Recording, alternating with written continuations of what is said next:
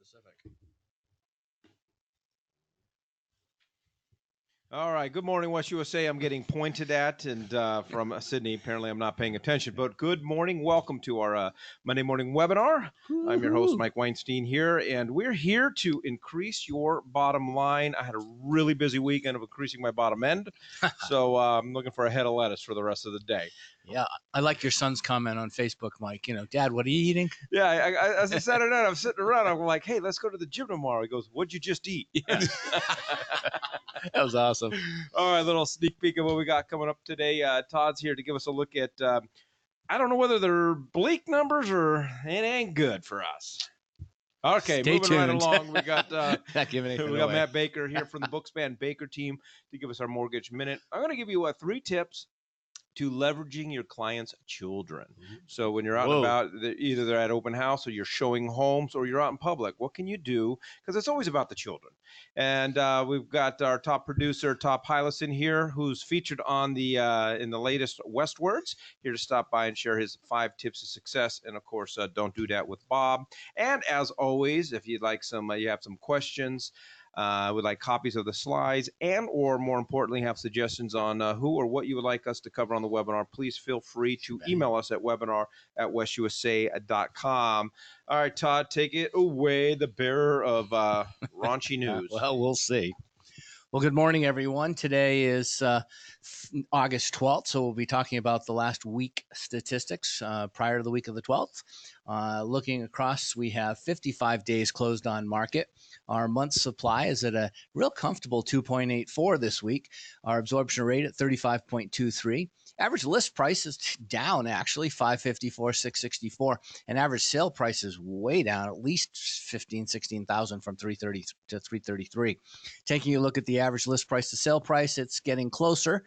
Came down just a little bit. We need that, as we always say, 97.8. It's at 98.11%. Taking inventory across the board, this was the news, Mike. We actually went under 14,000 properties. Now, dun, dun, dun. Dun, dun, dun. So when I do these, remember the active inventory does not include pending or under contract accepting backup offers. And I do that on purpose because none of us really want to go out there and show a home that's already got a contract on it. Although it's an option, why create our own obstacles? So I report on what's really available, 13,855. Pending has been hovering right but over 5,000, which is good. But again, still not quite as high as we need it. And of course, closed units for the month is way too early to tell. Our new listings, we only took 1,885. That was down just a little bit. Again, we need these to be over 2,400. Here's the thing, the market is in a unique situation right now. Of course, we've got the short-term rates are providing a better yield than the long-term rates are. Go figure that out. But we are coming out of that looming recession from what all the economists talk about. And we need to be poised and ready for prices to go back and increase again. However, we're also nearing the end of that typical buying season for the year, unless you're working the snowbird market, the second home people. So again, we only took 1,885 listings. We need that to be somewhere in the vicinity of 2,400. This inventory is going to continue to shrink. Looking at closed on market is 55 days, and our active inventory across the board is about 167. If you include it all, that's including our under $500,000 market, which again comprises about 71%, our 500 to $1 million market, which is just under 20%, and looming at 9.5%, 10% $1 million plus market.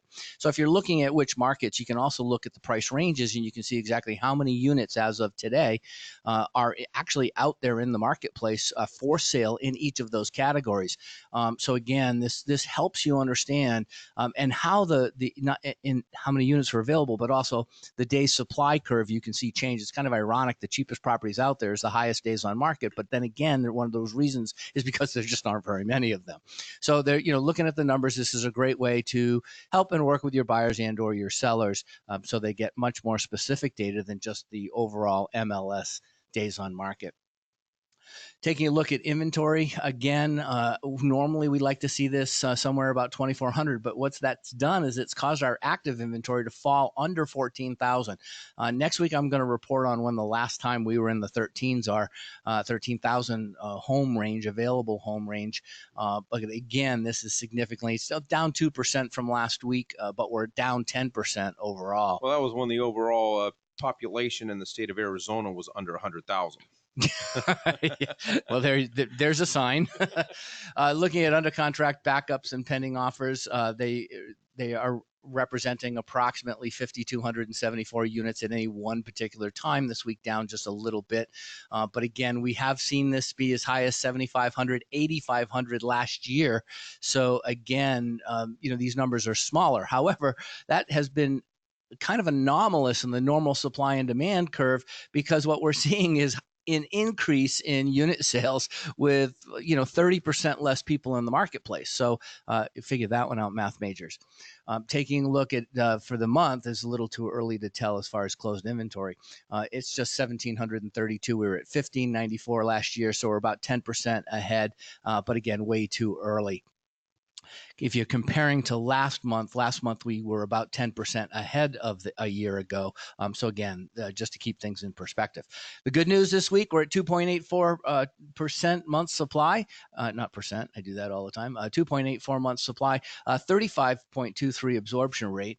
So now it's much more comfortable. Last week we were over 60. It was almost 70%. Thank the Lord for the opportunity to have these things fluctuate regularly, because otherwise it would have been no inventory remaining.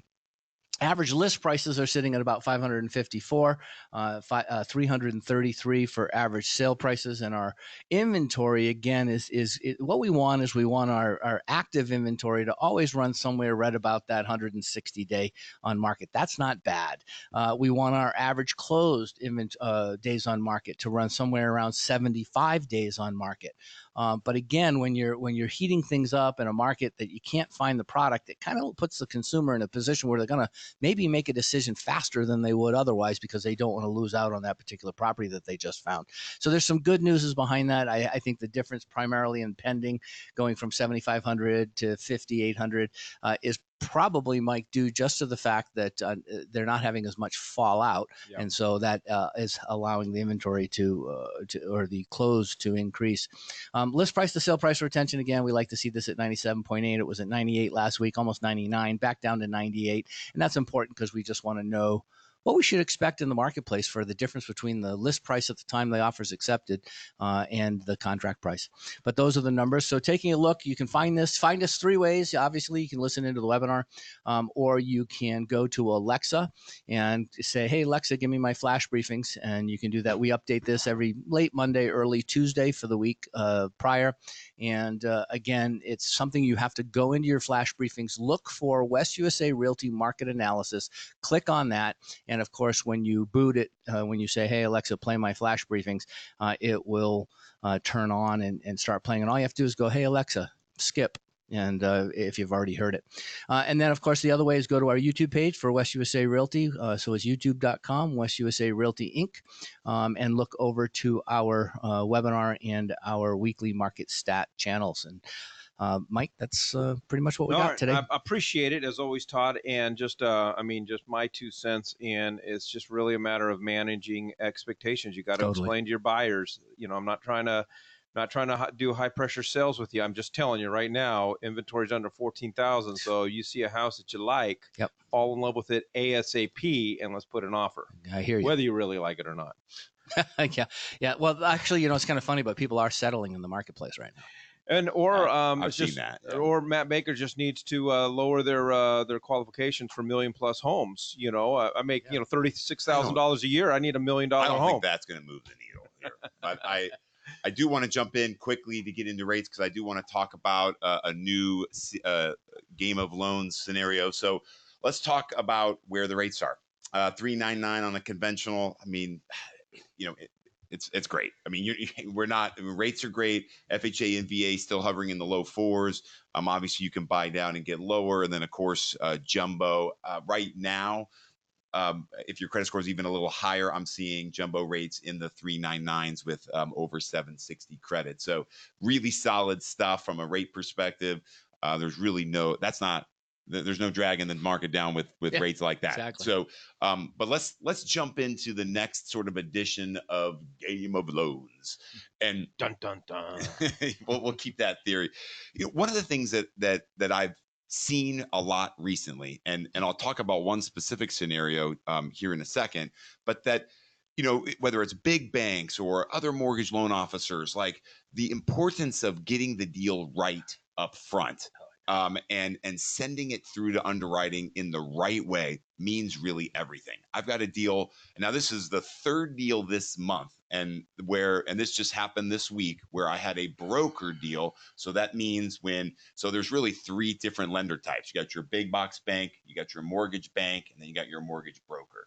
And so each one, it all comes down to quality of loan officer. If you don't have a quality loan officer who's doing a sufficient job up front, pre-approving them, looking at all potential red flags, and then you send it to an underwriter and just cross your fingers and hope it works, you've got a problem. And so this particular scenario was an FHA loan, appraisal already done. 2 days before closing, they start saying, well, hey, your credit score went down. Now, if your loan officer gets an application, or I'm sorry, gets a purchase contract, and that purchase contract is 30, 45 days out, and your credit report's going to be expired, you're typically going to discover that at the time you get the contract in, and maybe that's the time you should be pulling new credit. Now, there is something called a credit refresh that happens anytime at closing to make sure no new debts have been established, but a new credit score is not being established. So that's my first red flag. Like, did this loan officer really do what they were supposed to do? And then, of course, when you're in a brokered scenario, and this is something I hadn't really put a lot of thought in previous to this example, was that if you broker the deal, you're sending it to some ABC mortgage company, some wholesale mortgage company, and they're underwriting the loan. And if you don't put it to them right, once they see it wrong, they can't go back oftentimes, right? So if you put something in there, repackaged it, didn't properly package it, you're dead in the water. And this happened in that scenario, specifically around navigating through their down payment, their assets, and so forth. And so, they started telling them all sorts of issues, like what the problem is, but then 2 days before closing, issue a denial letter, which is never what you want to see, right? When you're a real estate agent, you're like, I'm getting paid on the 15th. The last thing you want is a denial 2 days before the 15th saying, sorry, you ain't getting anything because we don't have a deal. And so luckily we were able to make this thing work. I've got it on the fast track. We're doing another 10-day close, which puts a lot of pressure on our team. But yet, we want to do that to meet the requirement and jump in and help. And it really makes that agent obviously putting us in the best position going forward. They're going to really fight strongly to get all their people over to us because they just don't like this happening. You don't want to have this happen. But so the most important thing, I guess, in this example is just listening for those red flags, like listening for their client, dealing with a broker, right? Like the fact that it has to go outside of your company to go get underwritten by somebody else. And there's just so many opportunities for risk when other people, other companies are touching your deals. And so you just really want to be weary of that. All right. Good. But that's that. Good stuff. Now let's talk about stuff that's a little more serious. This is right up your alley. Can we today? How can cool we talk, is this Matt? graphic? How cool is this graphic? But this is the National Cheeseburger Day that we're doing down at the Bookspan Baker headquarters, team office down on Central. We've got the burger truck. It's obviously Wednesday, the September 18th National Cheeseburger Day, and why not celebrate it at our office? Come down, have some fun, get meal, drink, and an event T-shirt for $15. What? Come on. All right. Well, and I also want to say, and I'll have to chat with Adam because he's missing some important pieces of information on here. We have the America's Burger Club is officially partnering with the Bookspan Baker team on this. So this is going to be our monthly. You look at me like shocked. I got to get with you. I got to get with you on this stuff, Matt. I mean, you want things to get done. I don't know. So we are doing our official Burger Club on this day, partnering with the Bookspan Baker team. So we're pretty excited. I introduced these guys nice to our good friends at Aioli Burger. It's no joke. This Aioli Burger is the real deal. So we're pretty excited about it. So come down at 11 o'clock on September 18th, and we'll be sending out information and set up an event page and all that kind of good stuff. So we appreciate you doing that. And then, of course, as always, Matt, you guys have got some great opportunities to get some co-branded flyers done. Absolutely. And anytime, when you're talking about, the Bookspan Baker Team advantage, I mean, whether it's doing some of these flyers, whether it's getting your buyers pre-approved, we obviously are here for you and want to do our best to help each other's business grow. All right, and so tell us about the Bookspan Baker Team difference real quick. Well, that's 3 right there. Bam, let's go. Burgers, burgers, and burgers. Burgers, cheeseburgers, and bacon cheeseburgers. And marketing material. And maybe a pre-approval or two, or how about a closing? Your loan closes. I don't know. All right, Matt, appreciate it as always. Appreciate the time. All right, moving right along to our weekly 3-pack. As everybody understands, Todd, children are part of the whole package. And sometimes we can't neglect the children, we can't ignore the children, and we can't put baby in the corner because children have a greater influence than a lot of us give credit for. So I'm going to give some ideas on how you can leverage the children, focus on the children. When I go places and people pay attention to my kids, it means a lot to me. Mm-hmm. And so we have to, I think it's a great opportunity for us to set ourselves above the rest.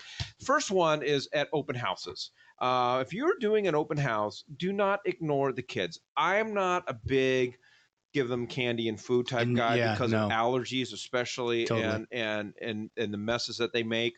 However, this weekend I did take my CPR classes, so I'm ready for someone to pass out. So if you guys pass out choke, I'm here for you. Choke on your aioli burger. You too, Sid. Anyways, have a toy chest. So I love this idea. Yeah. Go down. You can get them on Amazon, plastic toy chest. Or you can go down to Ross or something, get a little wicker basket. Then I'd go down to Target. I don't like toys at the dollar store because kids are liable to put that in their mouth and choke. But go to the dollar section and fill it full of toys. Mm-hmm. And so when kids come in, it's like when we used to go to the dentist. They can go over and they can pick out toys. Do not have anything in there that has paint or markers. No. Otherwise, you're painting the house. Exactly. You can order agent-branded coloring books and crayons. Yep. I think it's a great way. Get some coloring. There's companies out there, get a coloring book. You put your brand on it, something the kids are taking with them, and it's going to be at home.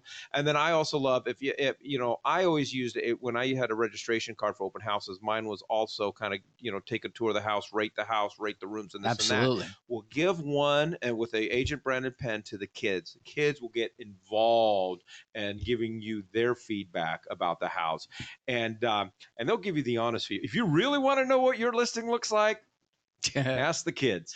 Yeah, there's not a lot of extra to go on here, but I think I'm going to pull it more on the risk side. So you have to be cautious. You never bake. Debbie Downer. Yeah, I know, but never bake for an open house.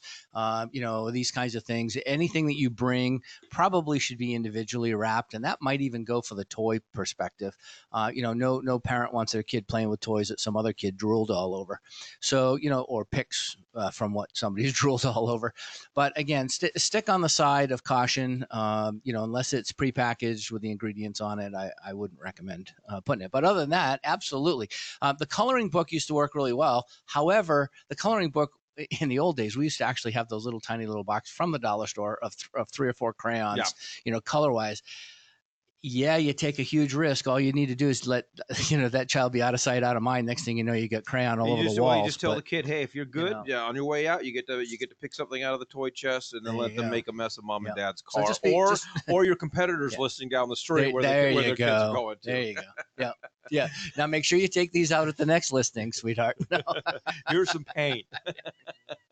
All right. Number 2, we're always seeing kids in public. Like when we go to Starbucks or stuff. So what if you had something to be able to give kids that had your brand on it? You can get anything and everything branded. I came up with like Frisbees. I still like the coloring book idea. If I'm at Starbucks, there's a mom or dad sitting there with their kid, having a cup of coffee, latte, whatever the case is. What a great way to make a relationship. Hey, would you mind if I gave your kid something, and have it agent branded? I mean, there's a million ideas and a million things that you can put your brand on. So totally true.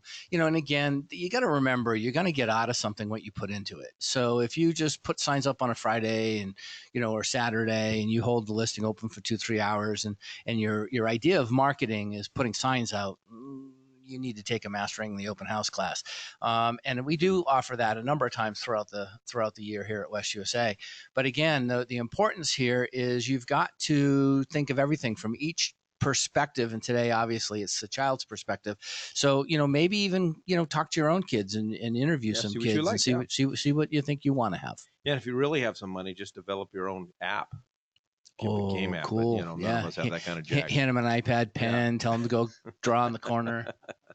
All right, and then the third one, we had our Pro Secrets on Friday at Mesa. Great job to Carrie Schleifen and Alicia. They packed the house, and with some fantastic speakers, Richard Black, of course, Sean Rogers, and then Will Adams showed up with this idea. No kidding. And I was like, cool. I'm blown away. I mean, I emailed him right away. Like, can I share this on the webinar on Monday? Great. And of course he said yes. So he hires, so this is when he's showing homes. And he says, he's found in his experience, kids last about 4 or 5 homes, and then they get a little or unruly and out of control. So what he does is, before they go looking at the first home, he hires them. And he says he goes down to the bank and he's got a stack of $2 bills, because $2 bills are novel. Yep, that's right. He says he still has kids to this day that haven't even spent them, but they're really cool. Because how many kids have really seen a $2 bill? So he pays them and hires them to be his assistant. So as I said, Will uses $2 bills. So what he does, he has them. They're in charge of locating the lockbox. You know how we're always digging through the bushes. Yeah. And now they are on our hands and knees and so forth. And then he gives them. I shouldn't say Will does this just in case it is a violation. Yeah. But what if you just let the kid? Hey, here's the super key, and go get the key for me, and let them do the work. Ask for their feedback after each house. Again, this will keep them this will keep them engaged. They will feel like they are part of the process, and it keeps them on their best behavior. Yeah, this one is by far the most important part. And again, it's one of those things that if you don't address the children, then they get in the car. Address you. Well, and then they're bored, and then the next thing the parents are getting frustrated because either they can't control the kids, or they just look at the kids and they don't want their kids in that kind of a mindset, so that they want to cut the day short. I mean, we've all had all sorts of different experiences with our clients that have had children. But again, you just come from their perspective. What did they think? Maybe some. You can ask a question, what would they like to keep themselves occupied? Is there such a thing as an iPad, and put some games on it, and, and have that available, or whatever. But again, don't forget the children. All right, a few announcements. Let's talk burgers again. Tomorrow is our next America's Burger Club. We're going to be at Wally Burger, which is basically on Peoria and 43rd Avenue. Nick and I went last week to Nick chowed down a 1-pound burger. Ooh. I thought he was starting to turn green. I really didn't think he was going to make it. But more importantly, we are sponsoring Hope for Hunger Food Bank.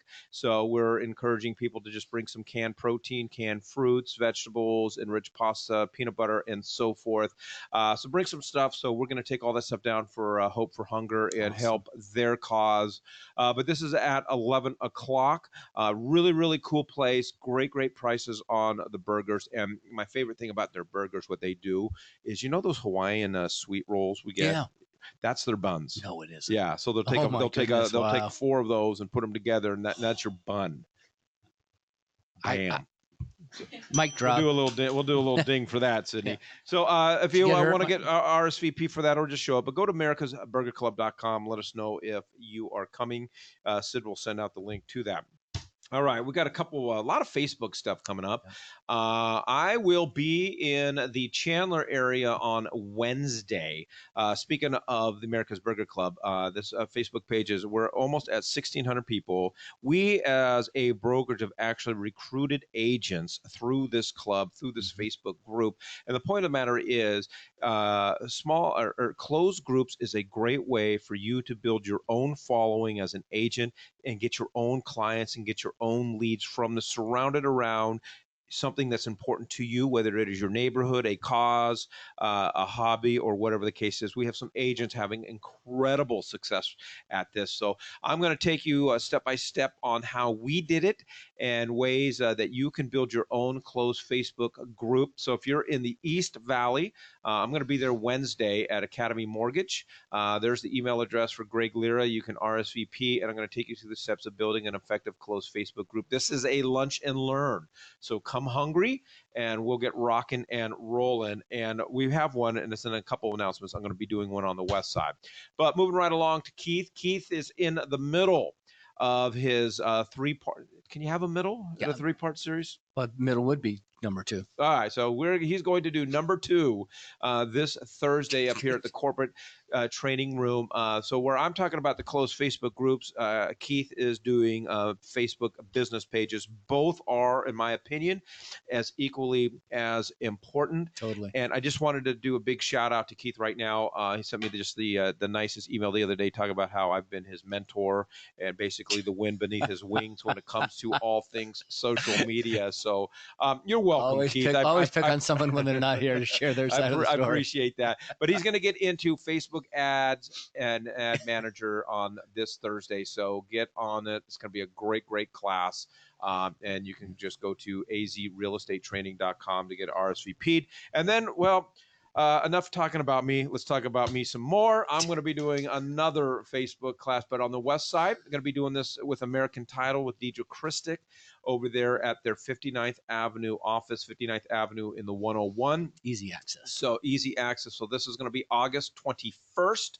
There's Deidre's email, so if you want to get RSVP'd. So I'm really, really excited about this class. And then the last announcement we have, our very own Tony Rao is having Scott Drucker here at her office meeting on Wednesday, August 28th at 10 a.m. You don't have to be licensed here at the North Phoenix office to sign up. Correct. If you want to, Scott Drucker is an amazing legal mind when it comes down to real estate law, and guaranteed you will learn a ton. You know, Ginger had Scott come down to her office meeting, and everybody was so, got such great information, and they started sharing it with other people in the office. And then they said to her, well, we want him to come back. So she talked to Tony, and they arranged this. So, yeah, come one, come all. All righty. All right. So that's all of our announcements. All right. Excited to have. He is featured in our latest Westward's Todd Heilesen, one of our top producers, and gracious enough to provide 5 tips of success. Todd, welcome. Thanks for coming, man. Yeah, definitely. You bet. Thank you for the invite. You bet. All right. So we're just going to move right along. So you started, and I love this, getting together with our agents and say, okay, what is your secret to success? What are the things that you think are the most important for us as agents to be successful? And so you started off with, communication. Yeah, nothing, no rocket science here probably for anybody, but that was just one of the things I thought was first and foremost in my mind of what's helped me be successful over the years. And first off, obviously, guiding your buyers and sellers throughout the transaction, because for me, a lot of times I'm so stressed about finding leads that once I get the lead, then I'm like, okay, I've got them. I got to keep finding leads. So you got to remember to always make sure you're guiding your buyers and sellers the whole way through, not just at the beginning, not at the end, just the whole way through. So I think that's helped me a lot. Also, let clients know what you're doing for them. A lot of times I'll have clients that are out of state. So, if you're not communicating with them and saying, hey, here's what I'm doing, every week. That's a great idea. Then they start thinking, hey, why did I hire this guy? It's like I find I do not. You enjoy it because you're you and you used to be in the car business. I don't enjoy buying a car because I go in there and I talk and then they disappear, and I don't know what's going on.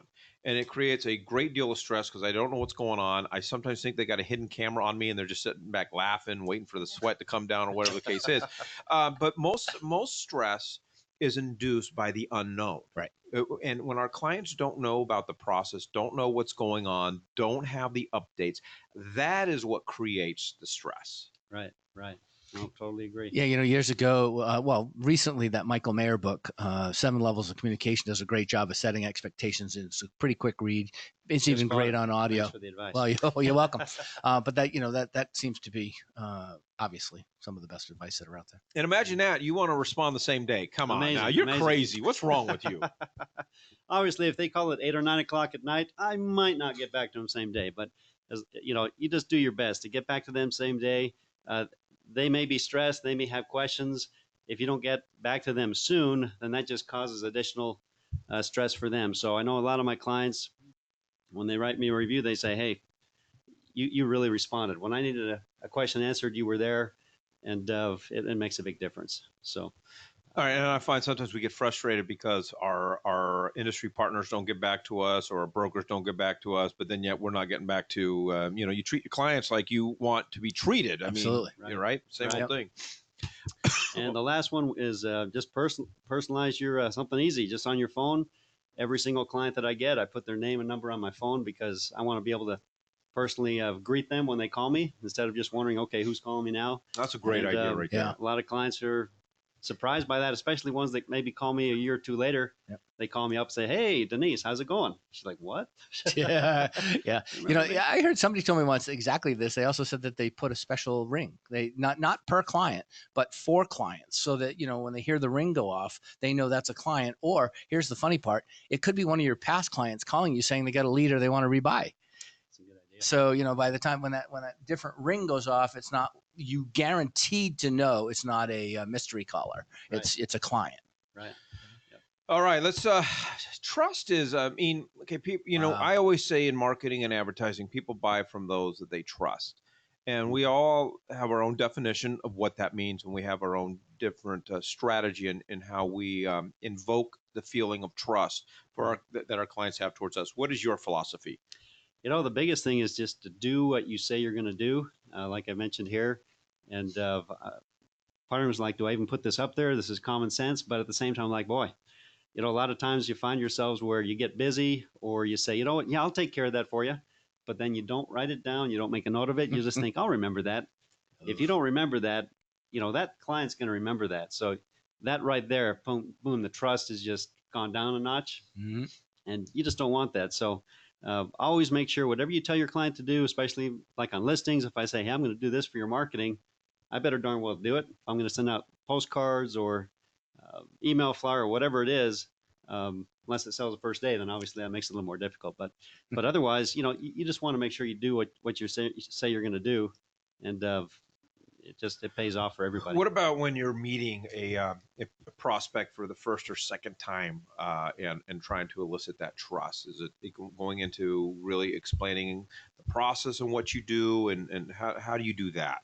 Yeah, I think setting expectations is really important for both buyers and sellers in terms of, buyers, hey, whether you find your house the first day or in 6 months, I'm going to be your guy. I'm working for you. So I think just setting expectations up front, and on listings, the same thing, making sure you do everything that you say you're going to do on the marketing, or if they have questions and you don't know the answer, don't be afraid to say, hey, I don't know. That's a good question. But make sure you do get the answer.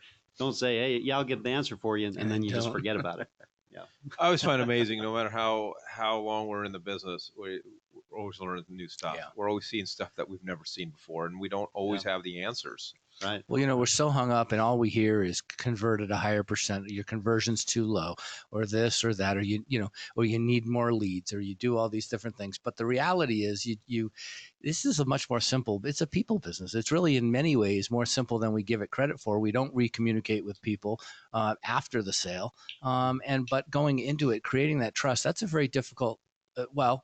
They don't dislike you when they meet you, unless you've got some kind of hygiene problem, but it's what we do that changes their mind. So in your point, do what you say you're going to do. Don't oversell yourself.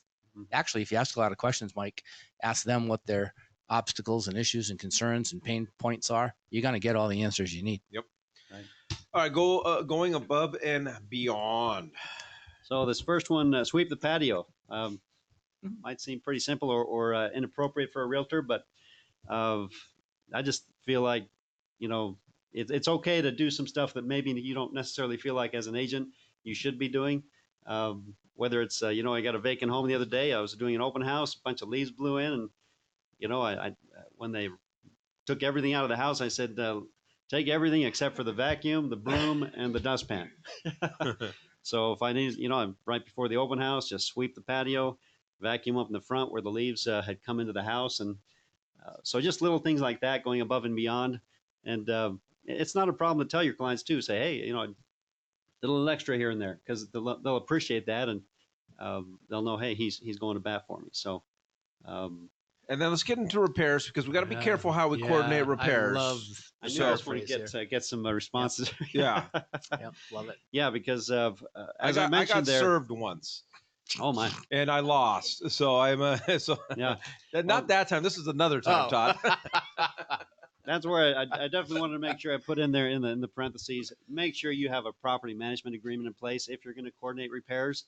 I learned that from you guys, and so definitely with each listing that I take, where it's usually my out-of-state sellers, they need help.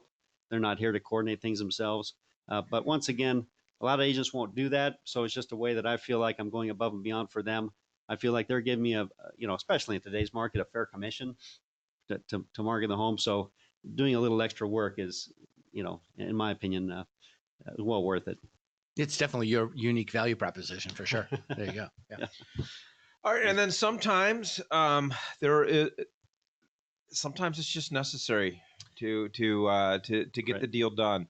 And I know a lot of agents are very, very sensitive to this. Right. And I mean, for me, at the end of the day, it's always about the client, and it's also about referrals and building long-term relationships with people. But I've seen deals just get held up over $100.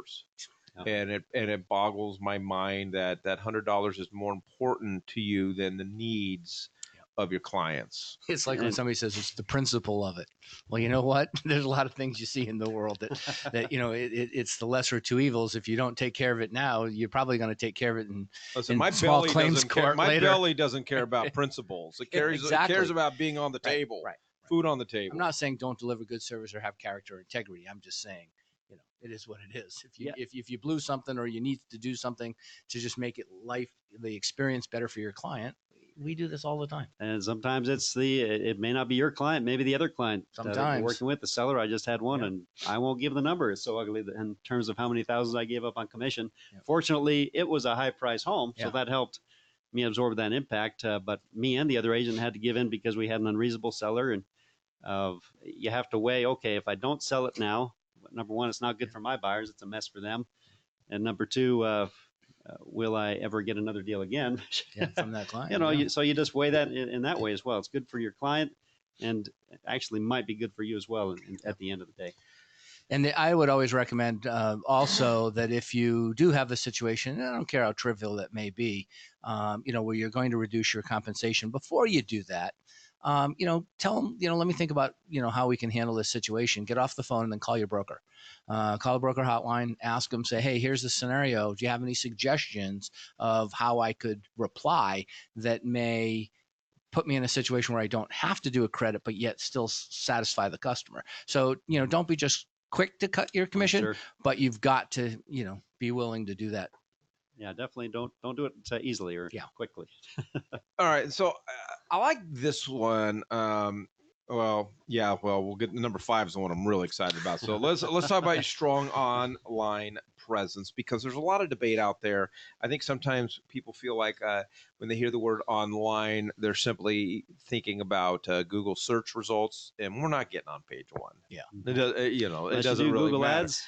That's exactly. Unless you do Google Ads, but there's other forms of making sure your online presence is felt, because people these days, especially younger buyers and sellers, they're going and searching for you online. And if you don't have a presence online, it's an immediate red flag to them. Oh, sure, sure.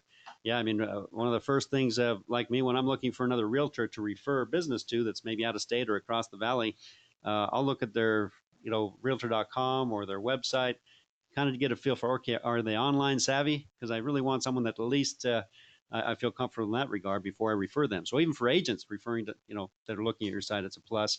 But you want to make sure it's friendly or user friendly. Make sure your phone number and your email are visible. I mean, some of these websites, I'm like, I don't even know where to reach this person. I don't see a number anywhere. So that's one of the main things, in my opinion, is make sure it's user friendly, viewable well on your mobile phone, because that's where so many people are looking these days. And I'll even say, even my website, I'm a little bit, it still needs work when it comes to that regard. But I like that, I make sure I got my main contact info up front, the main service areas that I cover, and just some things that tell them right away who you are. Update your profile, keep that thing updated yearly, so that people know you're experienced, how many homes you've sold. Sometimes I'll find a site that I haven't been on for a few years. I'm like, wow, that's old. It's just got to keep up with this. So just stay on top of that. Respond quickly to your leads, just like we talked about earlier. Respond same day. A lot of these sites that I get referrals from are referral sites, so I'm competing with other agents. I tell you what, if you don't reply quickly, you're out of luck. Or if you don't take the call and this buyer says, you know what, I need someone now, you just lost some business. So, the other day I was going to the gym and someone called me. I was walking to the locker room, and obviously you can't pick up the gym or the phone with all the music in the gym. So I just said, wow, I'm going to head back out here to the parking lot, take the call, and hopefully if it's a lead, then it was a wise choice. Just take some extra time there. So sometimes you have to take calls even when it's inconvenient, because it could be be business for you. All right, and then the fifth one, reviewing advertising costs and lead gen. I think this is imperative, but I think very, very few of us are really doing it. It's easy to spend. And it's easy to advertise and find different things to advertise on, but tracking and tracking your ROI is a whole different scenario. First of all, you have to know how much you're spending. You have to know what you're spending your money on, and then you have to know how successful those different forms of advertising. You could be advertising on the same thing over and over and over, and 3 years down the road, you look back, well, I've spent 25 grand over the last 3 years, and I've never gotten a lead from this. Oh, right. Or you look at, you're doing something that works for a while, and like you say, then you keep doing it, and you're like, wait a minute, well, that was working, but past year it didn't work at all, so it's gone. And sometimes that's tough because it worked for you and it made a good return on investment, but you just have to each year, or even probably should even do it more frequently, but at least once a year, I look at all of my leads that have come in, where I got all of my sales from. I look at my return on investment. How much did I put in? How much did I get out of it? And make the adjustments that I need to, and really reevaluate things. So, and we talk a lot, Mike, about when you do reevaluate, it's important to reevaluate. However, don't reevaluate 30 days after you just started the event. You need to allow the consistency to create momentum and work in your behalf. There is no right number, but I think a year, I'm not saying you can't look at the numbers earlier, but by the end of the year, that at least 6 months through, 8 months through, that marketing should be showing some kind of signs of working for you.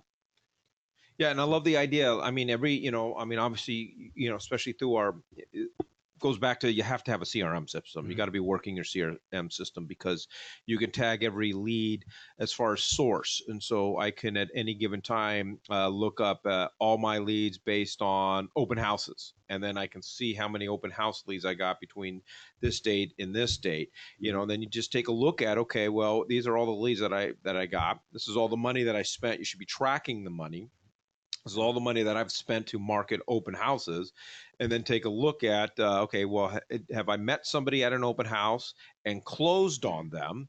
And then if the answer is no, you're either, Well, you're probably doing open You're missing houses wrong, something. but Yeah. but we have to be tracking. That's what we do as business owners. That's what all business owners do. And you've got to make sure on that first call that you never forget to say or ask them, hey, how did you hear about me?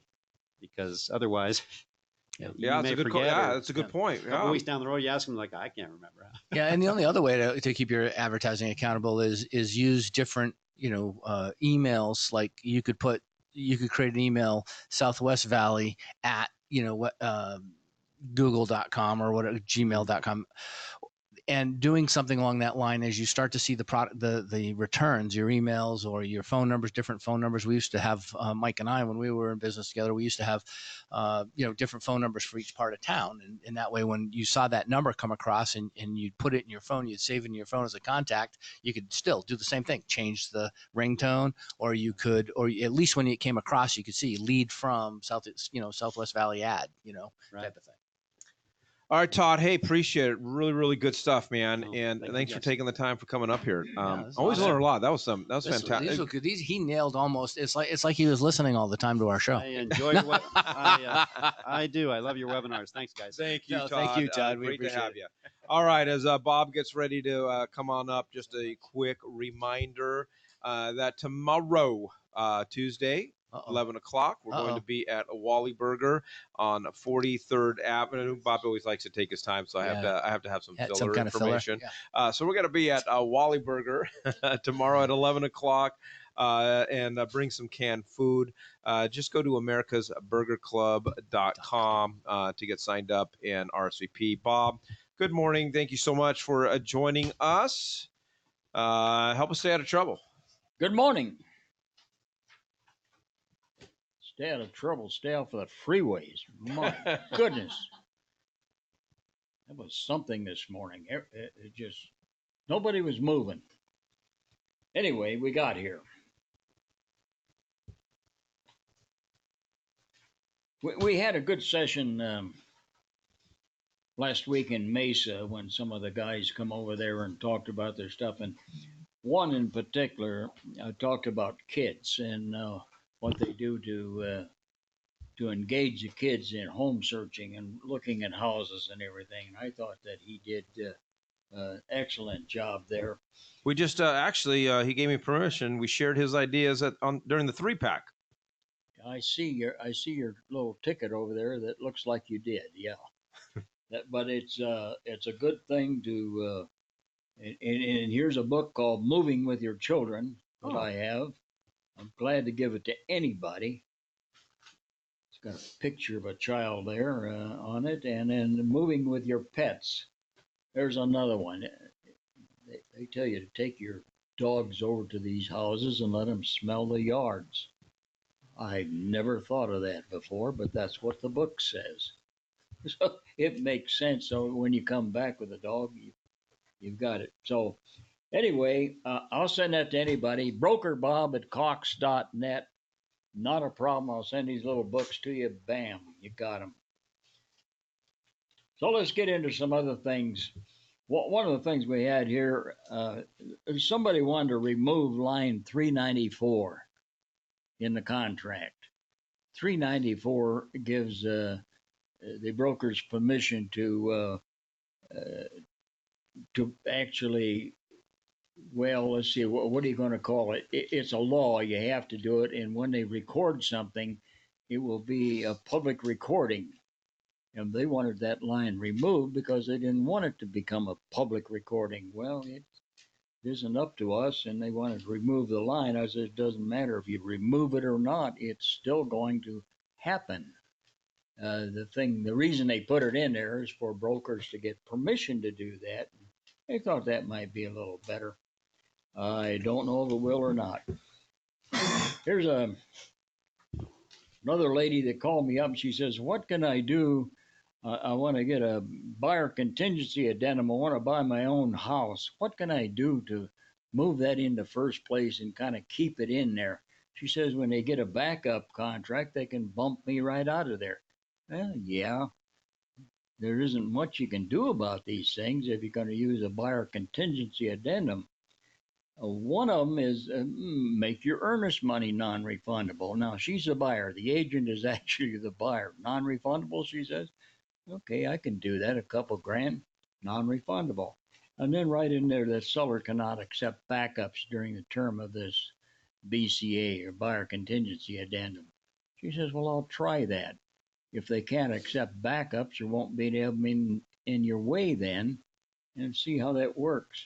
She says, I knew it was worth the time to give you a call, Bob. I don't know if this will work or not, but let's see. So I hope she calls me later on that.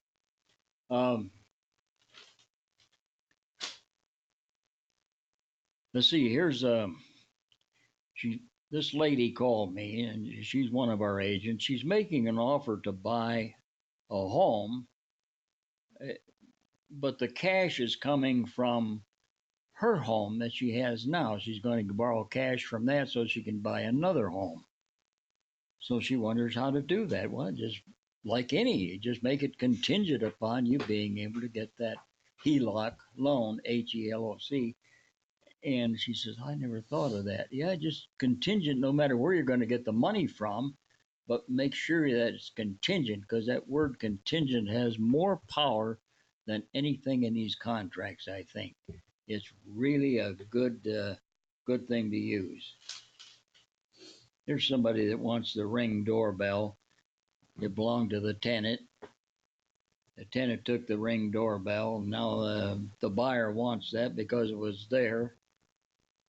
I don't know how that's going to work out, but anyway, they don't get it because it belonged to somebody else. So we'll see how that comes. I'll probably get a call on that this week. There's the issue. We solve a lot of problems, or think we did, but we never know how they turned out because we go along for a long time. I guess it must have happened because they didn't call me back. Here's something I got from a mortgage company here. It says, and you can find out what's going on with folks if you'll have them do this. It's called the annualcreditreport.com. They can get free credit reports. And forget that word free, because you'll probably use the word freecredit.com, and you should not. Annualcreditreport.com is free by all three places where you apply for credit. So give that a shot, and that's Experian, Equifax, and TransUnion. Yes, I know, dear. I'm trying to get my face into the microphone here. When I get home, my wife will tell me. Just pretend it's a burger. Here's a fact versus fiction that come out of AAR Online. Take a look at it. It's 2 pages. Well, it says 3, but the last one's blank. About what's true regarding transaction desk. And I notice there's a lot of stuff in here that realtors are saying about transaction desk that is not true. And if you take and read this, you'll find out that it's a darn good benefit. And I will send you a copy of this in case you don't have one. It's July 31st of 2019. And it's put out by Lone Wolf Technologies. So send me an email, if you will, brokerbob@cox.net. Have you ever been down to the real estate department and picked up the real estate advertising rules and guidance? I don't suppose you have. Have you ever been there? Have you ever been down there, Todd? Oh, it's a weird place to go to. It's right downtown Phoenix. But they've got these brochures, and I copied the whole thing. There's 2 sides to the thing, and I'll send it to you if you'll ask me. But here we go again with that brokerbob@cox.net. Another one, Arizona Realtors Advertising Checklist. And this comes from one of the lawyers. And you can take a look at this: broker approval, name of licensee, brokerage name. There's so many things in this, and this is a good thing to have too. If you'll send it to me, I'll send that out. So I wrote something over the weekend. Something got me thinking. it seems like 50% of my calls are to do with the Benzer. Just yada, yada, yada. And we go on and on and on about these Benzers. And so I wrote this. And I said here that it's a known fact that very few real estate agents will learn and understand what it is. So they call in and get the answers. That's basically where it goes. But maybe a seller should get a thorough home inspection by a qualified home inspection company before putting them in the MLS with an agent who would add the inspection to the document section for buyers to view. Their problems, the seller would show proof of the items that have been fixed with receipts and so on and so forth. You'd be way ahead of yourself before they even do their 10-day inspection. So they do their 10-day inspection, and when they get done with that, they got 3 days to cancel or they bought the place. No Benzer stuff going on. I wonder if that would work. I don't know. I sent that to Jesse. Jesse. Well, I think we should have a Whoa. brand new webinar segment called Benzer Talk with Bob. Oh, it'll drive you crazy. It really would, because there's so many items, and I bought a house that's going to close Friday, and that lady over there on the other side is still bugging me for the Benzer. I didn't ask for anything, so what am I going to give them a Benzer for? Well, because she doesn't know how to do this. She's been in the business 3 years from a different company, and her broker wants the Benzer in the file. Well, you can't have one if you didn't ask. You're not going to have anything done, so I don't understand some of these things. Here's another book that I have, Animal House, Remodeling Impact. When we were looking at houses, most of the houses we looked at, if they were used houses, had a hole in the wall. And I won't buy a house with a hole in the wall. Well, what's that? Well, that's where our dog or cat or something goes in and out. But to me, it's a hole in the wall is what it is. So are you willing to fix that? What's the impact on this stuff? And how many people want holes in the wall? Well, you look in here and there's a lot of them that do this. So that it's a really interesting little book put out by NAR in 2017. So if you want to take a look at that book, I'm happy to send it to you too. Animal House, Remodeling Impact. So it might be something you'd ask for. Have you ever heard this guy before? Nobody can see this but the people here. But it's Sean O'Neill. Have you ever heard Sean O'Neill talk? He's the memory guy. He's coming to Mason. I don't remember if I met him. You would remember him, yeah. I don't know. You don't remember who I am when I come in here. What are you talking about? But he's quite a guy, and he can. I've had him up at the Arrowhead office, and we'd have 50 people come in there for meetings in the past few years. And he would shake hands with each one as they come in. And then when he left, he'd say, "Goodbye, Todd Heilesen." And he'd have everybody's name down pat because he remembered everybody. Yeah, he's coming in, and that's always fun, fun class. And what office is he coming to? He's coming to the Mesa office on the 23rd. Perfect. So if you get a chance to stop by, he will remember you. All right. I appreciate it, Bob, as always. And both Todd Heilesen, Todd Menard, thanks for stopping by. I leave you with the quote of the day from Brian Tracy. Move out of your comfort zone. You can only grow if you are willing to feel awkward and uncomfortable when you try something new. Go out and sell a home.